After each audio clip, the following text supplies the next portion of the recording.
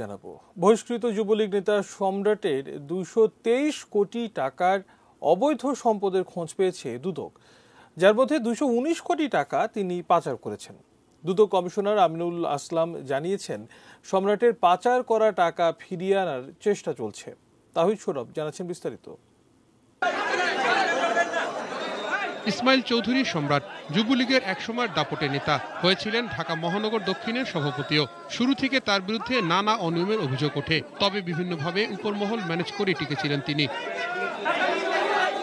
তবে সম্রাটের সাম্রাজ্যে পতন হয় গত বছর। দুর্নীতি অনিয়মের বিরুদ্ধে প্রধানমন্ত্রী শেখ হাসিনার জিরো টলারেন্সে ধরা পড়েন তিনি। 2019 সালের নভেম্বর মাসে সম্রাটের বিরুদ্ধে মামলা করে দুদক।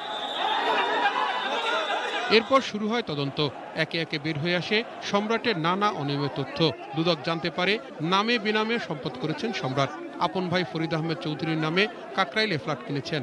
আয়কর নথিতে উৎসবিহীন ব্যবসার মূলধন প্রদর্শন সহ মোট 3,40 লাখ টাকার স্থাবর অস্থাবর সম্পদ অর্জন করেছেন।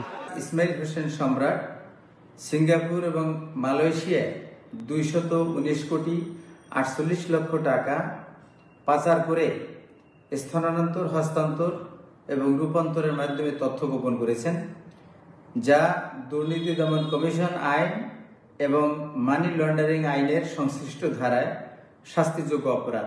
সিঙ্গাপুর ও মালয়েশিয়ায় কোটি কোটি টাকা পাচার করেছেন এই সম্রাট। আসামি সম্রাটের সিঙ্গাপুরের 2টি ক্যাসিনোতে 3.65 কোটি সিঙ্গাপুর ডলার, যা বাংলাদেশি মুদ্রায় 219 কোটি টাকা ক্যাশ জমা হয় এবং 2.03 কোটি সিঙ্গাপুর ডলার, যা বাংলাদেশি মুদ্রায় 121 কোটি 80 লক্ষ টাকা ক্যাশ উত্তোলন করেন।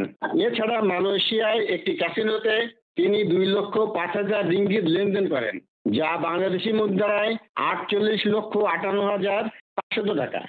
শুদ্ধি অভিযান শুরুর পরে অবৈধ সম্পদ অর্জনের অভিযোগে এ পর্যন্ত 21টি মামলা দায়ের করেছে দুদক। তাহিদ সৌরভ, এটিএন নিউজ, ঢাকা।